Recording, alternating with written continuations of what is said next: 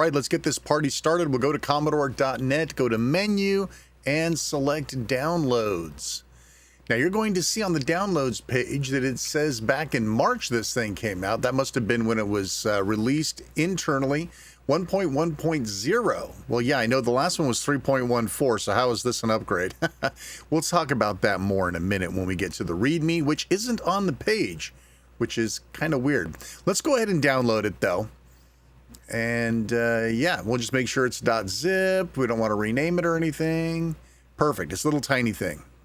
No time at all. Let's unzip the sucker, and we will see both the upgrade file as well as the README. So this is where you actually find out what happened inside the changelog. So the UE2 file is the actual firmware upgrade. Let's open the changelog and take a look. Now there's a lot going on in here, but not a lot for everybody. So we're going to go over a lot of the big stuff, and they tell you right here why they changed the numbering, probably because it was confusing folks. The left arrow is now basically a back or an escape button, which is kind of cool because I was using it that way anyway. Mouse support, yay, no way, there's real mouse support. Don't just calm down because you're not going to get all excited. LED controller, now that's actually cool. Tons more stuff in here. The web interface got some upgrades for those of you who use the web interface a lot. There's a whole bunch of little fixes. Nothing that really jumps out and says, oh my God, you have to see this. At least not that I saw. But listen, I got this update like an hour and a half ago, so I'm doing my best. So you have a couple different ways you can do this. Copy it to a flash drive, which is what I'm going to do right here. You see I have upgrade 3.14 right here. Let's just make a new one. We'll just call it upgrade I don't know, 1.10, something very unique, very exciting. I know, you can't wait. Perfect.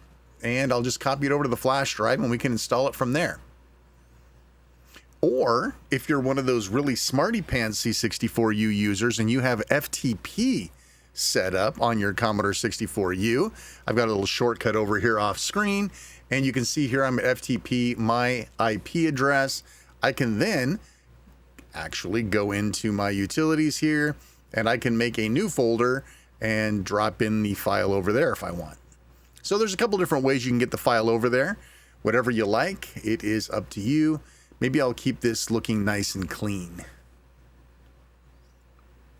All right, things are a little bit slower here. Yeah, actually maybe a lot slower than copying it to the flash. All right, so I'm going to zoom it ahead here for you. And it's time to go to the C64. All right, now we're back at the Commodore 64U. I've got my update file on my flash drive. I'll go ahead and plug this guy in since that's probably what everyone's going to be doing here. I don't know how many people have FTP set up, but I bet it's not a lot.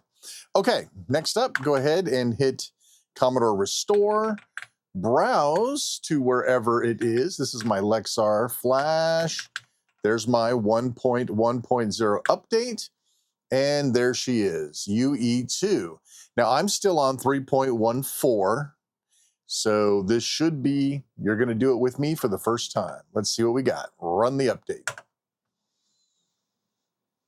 Okay, so it's checking your FPGA, blah, blah, blah. And of course, we're going to have to reformat our flash disk. Now, if you don't have a backup of your flash, that is your cartridges, all of that good stuff, you may want to say no or start over, do a backup first, and then do it. We're just going to go ahead and format it because I've got a backup. Here we go, about to update. And you can see it's recreating everything. It is putting back your regular 1541, your 1571, your 1581 ROMs, but obviously you would lose your Jiffy DOS, you would lose your Action Replay cartridges, all that good stuff. So it is now doing the programming of your FPGA, giving us the latest version possible, 1.1.0. I'm excited. This is the first one that we've had, configuring flash write protection. I don't remember seeing that before. Oh, look at this, writing ESP32, Wi-Fi module detected. Looks like maybe we get a little extra update there. The README file was loaded with little fixes and such, so all right, here we go. And reset configuration, probably a good idea. Let's start off clean. Turning off machine in 5 seconds. Sometimes you'll see a little message that says, you shouldn't have seen this message. Oh, there it is. Did you see it? Very briefly. Thought that was a nice little Easter egg in there. All right, I wasn't going to originally include this, but somebody asked, and I figured I would throw it in here at the last minute. Yes, you can roll back to 3.1.4 if you like. You can see the flashing process working the exact same way. I'm just speeding through it a little bit. And I have not fully retested it after rolling back, but it seems that everything is good. One of the advantages of FPGA is that sort of flexibility. 3.14, we're good. Okay, and we're going to go ahead and apply my standard default configuration. I have a whole video on configurations. Check it out up there if you want to know more about the wonders of config files. All right, then I'm going to save back to my flash. There we go. So now I've seen this come up before. Have you guys seen this before? This seems to happen a lot. I don't know what's going on with that. Let me do this. Power and reset. Reboot C64. All right, let's see if we can find anything new to mess with. Okay. It doesn't look like there's a whole lot different going on in our menu. If we hit F7, all of this looks pretty much the same. Now, you're supposed to be able to use this like an escape key now. That's one of the new features, and it works. Why instead of, who cares? I mean, run stop does it, A does it. Who cares if this does it? Because that's kind of like escape. I've actually hit this a couple of times thinking that back is back. So bravo for that. Yeah, turbo boost. Yeah, let's see. Yeah, it all kind of looks the same. Oh, look at that. 64 megahertz doesn't scroll off the bottom anymore. It used to. That's why I originally thought 48 was as fast as it went. There's a little something different like that. Super CPU detect. I don't think that was there before, no? Speaker mixer. That's interesting. My socket 1 SID doesn't show up. Oh, LED lighting. This is new. So let's see. Power LED on. Oh, off. Oh, look at that. Power LED is off. That's kind of cool. Okay. On. Oh, you can set it to drive activity. Oh, nice. Any activity. This is neat. Drive A power. Cool. So you can actually simulate the 1541 light with this. Oh, crap. I've got to try that now. Let's do that. Save changes.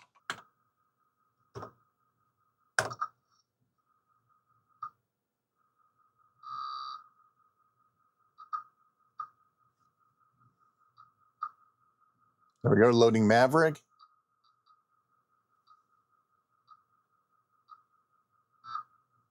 That's really cool. Call me easily entertained, but that's pretty cool. I don't know what else to tell you. That's just cool. All right, so what else do we have under LED lighting here? Oh, if you have an LED strip, you can do all sorts of fun stuff with that. We do not. I swear this output 2 was supposed to be for like a keyboard. It would flash like the caps lock key or something. I'll try to put something up on the screen if I find out otherwise. Of course, the thing that you're all here to see, yeah, I know, I'm teasing you, and I'm not very nice. Let's reboot the C64. You want to know about the mouse, right? You want to know if I can plug a mouse in here and it works right. Well, you've come to the right place because we're going to do just that. Okay, so we've got a couple of possibilities here. I've got a standard TechNet wired mouse. This is USB-A, so I should be able to plug right in. No more adapters. No more of this weird non-fiddly-faddly. This should do the trick. I'm also going to take something like a wireless dongle. I'm going to plug that into USB-A and try using a wireless mouse and see how that works. Let's start here. And let's see. Whoa, there she is. Very sensitive too, I might add. Maybe a little too sensitive. Well, the left click's not working though. Well, there's something a little hokey here. Well, kind of. That works. Ooh, it's so sensitive. Huh.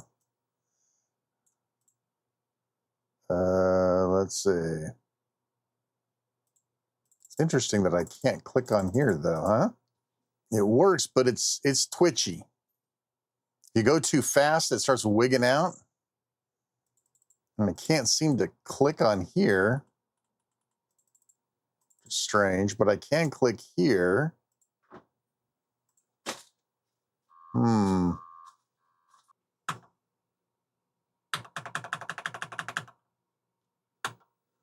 Commodore mouse. Let's give it a try.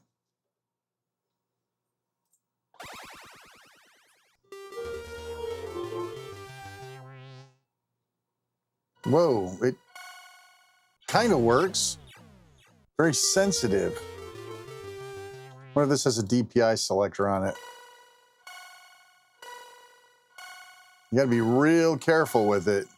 Well, no, see, it kind of works. So you move real fast, and then it freaks out.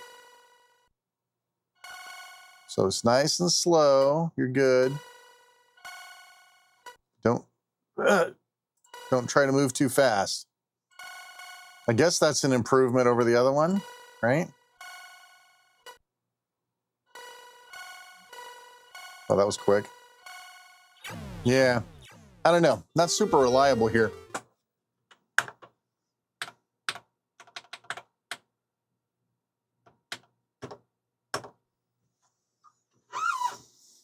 So we'll take a look at it with a game. Let's take a look at it with Space Lords. It kind of detects it, but it's not picking it up. Wait. Mouse click's working. Huh. I am thinking no go. Huh. Well, it could be the mouse, folks. You know, I mean, I could go look for another mouse. We could try that out. If you want to see me plug like a half a dozen mice into this thing and see which ones work and which ones don't, leave a comment down below. But I think we're about done with messing with the mouse thing. I realize that's what everybody was hoping to see more of, but I'm not seeing a ton of excitement going on here with regards to that. So we're going to have to try a few different mice and see how it goes. And while not a lot of people are probably looking for this, the HTTP server actually has some cool new features, including drag and drop SID player music, drag and drop CRT files. There's some new UI improvements going on here. All sorts of little stuff. The link now takes you to the Commodore downloads and not somewhere else. And of course, there's a whole bunch of other little goodies you can see right here. And yeah, it does. You can just drag a file over here and it'll just start playing on your Commodore 64. Pretty neat. Lots of little things, some definitely nice improvements here on the basic editor. And of course, you can cut and paste code in there. You can do all sorts of cool stuff. So definitely check out the changelog if this sort of thing appeals to you. All right, well, listen, I hope you enjoyed this quick look. Yes, I will do a follow-up video talking more about 1.1.0. Leave a comment down below. What do you want to see? What questions do you have? I will do my best to give you what you want. I'm Shane Armanero. Thanks so much for watching. Take care. We'll see you next time.